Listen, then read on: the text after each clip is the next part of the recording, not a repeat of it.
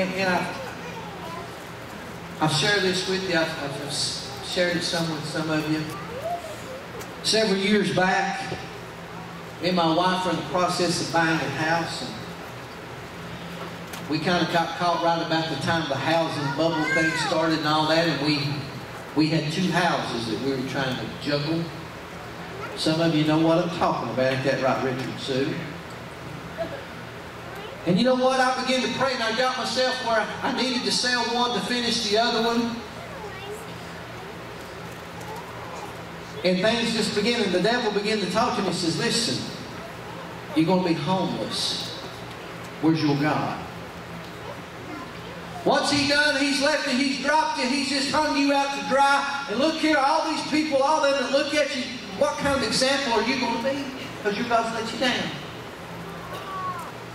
Well, I went to my mother and I said, listen, Mom, we got to pray.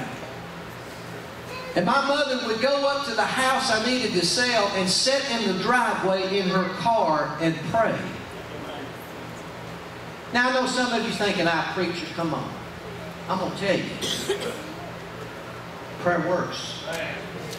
God heals. And it wasn't just a few days. Guess what? I sold my house. Now, some of you got a house for sale. Maybe check with my mother. She'd come sit in the driveway.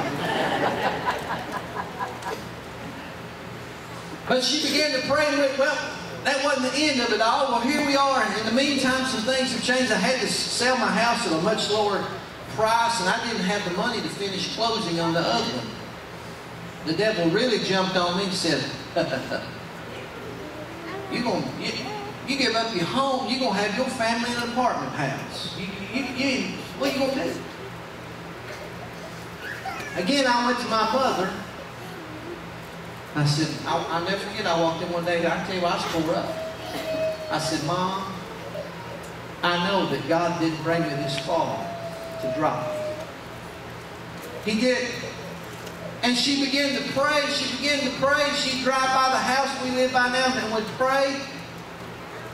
And within 2 weeks, I come up with $20,000, and I couldn't tell you how in the world I did it. But God made it happen. I called the banker. I said, I got the money I need. Don't ask me how. And it wasn't like I stole it. It wasn't like I didn't. It just happened in a mighty miraculous way. That's what my mother taught me. She loved people, has always loved people. And I think it's pretty evident when you're around her. I've heard this. Thirdly, she instilled and taught me perseverance. Perseverance. Through the years, enduring a lot of things in her Christian life.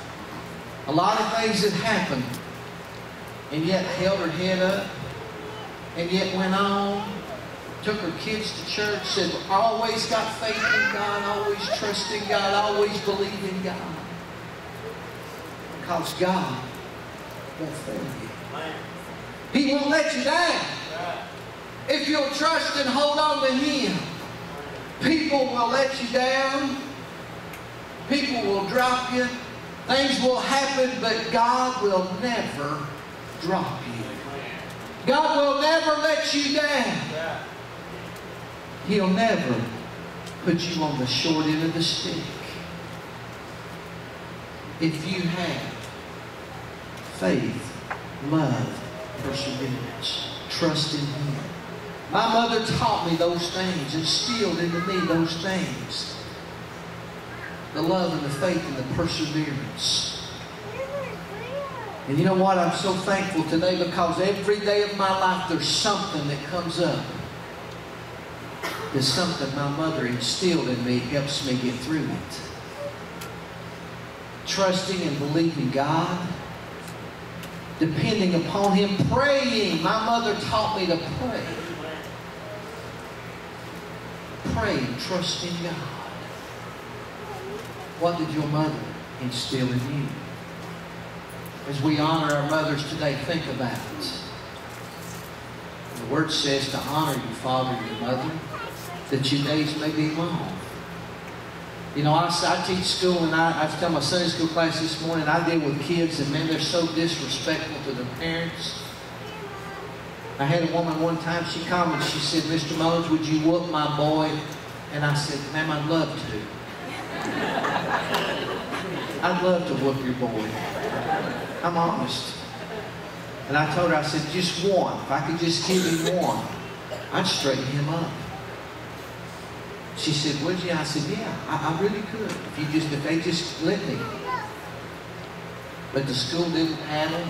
I even went up one day and told him, I said, listen, I ain't taught a long time, so I ain't got a lot to lose. If you'll put the paddle back in, I'll volunteer to be the designated paddler. So all you guys with 25 years is worried about losing your retirement. Just don't worry about getting the guy. I got 3 years and I ain't got nothing to lose. I ain't got no tenure. They wouldn't go for that. But I was telling my class about a young boy, and boy, he just disrespected his mother in my class one day in front of me, and I said, I walked over and I leaned over and I said, get your stuff, you're leaving. He said, what? I said, get your stuff, you're leaving, Mom's here, you're going home. No, I'm not. I said, yes, y'all. And then when I instilled in him the desires of me to pick him up, and I said, I'll pack you out, he got his stuff. And I went out in the hallway and I told him right in front of his mother and him, I said, I'm going to tell you something right now.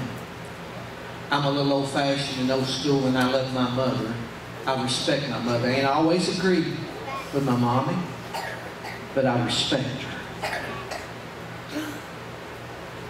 And I said, you're not going to talk to your mommy like that in front of me in this class. And mommy was just as shocked as he was. I said, do you understand that, mommy? He's not going to talk to you like that in front of me or anybody else. I said, because, you know, he should respect you just as I respect my mother. I love my mother. She taught me so much. And a big, big reason why I'm here today is that lady. The faith, the love, the perseverance. But most of all, she taught me, you better know Jesus. You better accept Jesus. You better know that you've been born again. You better know that you've been washed in the blood of the Lamb. You better know that preparation's been made. Because you could leave this world like that right there. Your life could be over in a matter of seconds. Might be young. But you know what? Young people die. Just a couple of years ago, I had one of the worst things could happen to a school teacher. I attended the funeral of one of my students, 14-year-old boy.